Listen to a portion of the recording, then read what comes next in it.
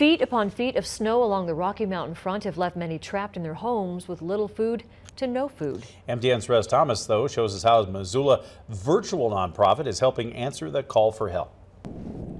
For the last few weeks, Browning, Hart Butte, and other communities along the Rocky Mountain front have been inundated by snow, wind, and bitterly cold temperatures unlike anything seen in decades. The Blackfeet Tribal Business Council has declared a state of emergency for a community in desperate need of outside help. One local Missoula nonprofit is stepping up. The superintendent of the schools put out a call for help, saying that their people were in dire need, hadn't been out of their homes for weeks at a time. Sarah Weckert is the director of a recent virtual startup called Essential Eats. Weckert has reached out to community organizations asking for financial donations, and she says several have stepped up.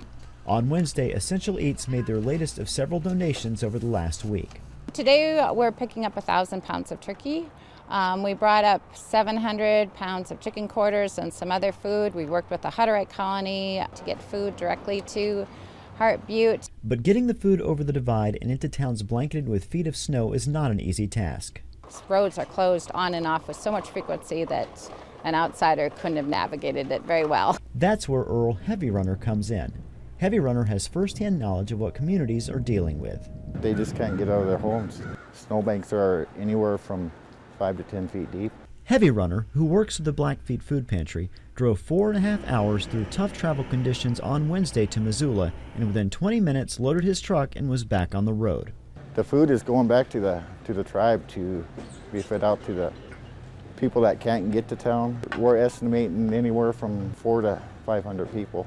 He says the food pantry receives roughly 80 calls a day for those in need of assistance.